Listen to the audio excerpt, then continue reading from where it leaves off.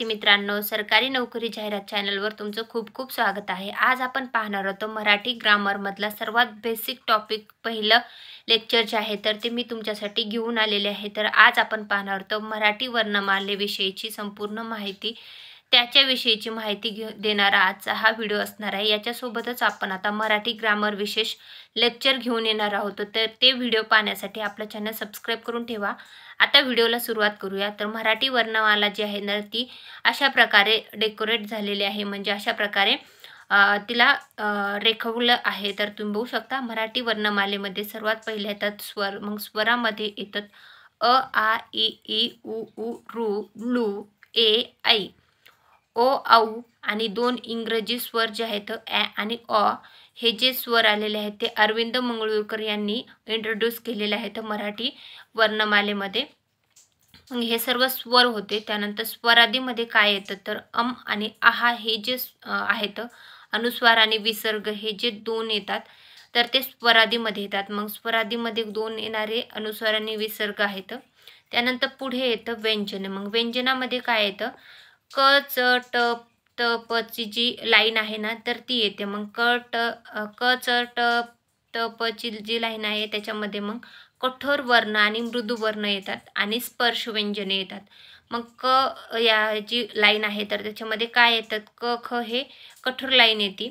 तर तुम्ही कठोर लाईन तुम्ही बघू शकता क, च, ट, त, प ची लाईन जी आहे ना तर ती कठोरमध्ये येते आणि ग, ज, द, ड, द, द, ब जी आहे ना तर ती मृदू वर्णामध्ये येते. तर तुम्ही बघू शकता कठोर वर्णामध्ये येतं क, ख, च, छ, ट, ठ, त, थ आणि प, फ. आणि मृदू वर्णामध्ये येतं ग, घ, ज, झ, ड, ढ, द, ध आणि ब, भ. आणि स्पर्श व्यंजनमध्ये जे आहेत ना तर ते अनुनासिक येतात. मग अनुनासिकामध्ये तुम्ही बघू शकता काय येतं तर ड, न जे आहे ना त्र सारखं दिसणारं न, त्यानंतर न, न, म हे जे आहेत अनुनासिके स्पर्श व्यंजनामध्ये येतात व्यंजनामध्ये.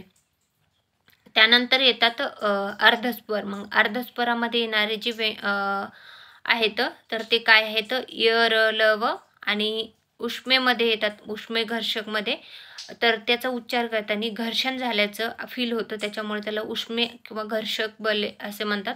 व्यंजनामध्ये तर श, श, स तर स्वतंत्र जो येतो त्याला महाप्राण म्हणतात ते आहे ह.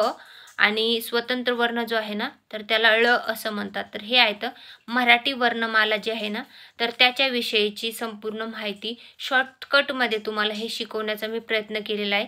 येणाऱ्या परीक्षेमध्ये BMC असो किंवा MPSC ग्रुप सी ग्रुप बी असो तर त्याच्यामध्ये तुम्हाला याचा नक्कीच फायदा होईल. किंवा मग TCS UGC सेट नेट यामध्ये जर तुमचा मराठी लिटरेचर विषय असेल किंवा मग तुम्ही स्कूल कॉलेजमध्ये असाल आणि त्याच्यामध्ये जरी तुमचं मराठी लिटरेचर असेल तरी पण तुम्हाला ह्या वर्णमालेविषयीची जे बेसिक व्हिडिओ घेऊन आलेले आहे त्याचा नक्कीच फायदा होईल. त्यामुळे हा व्हिडिओ तुमच्या फ्रेंड सर्कलपर्यंत नक्की पोहोचवा. हा व्हिडिओ कसा वाटला ते कमेंटमध्ये नक्की कळवा. व अशाच प्रकारचे मराठी ग्रामर विशेष व्हिडिओ मी घेऊन येणार आहे.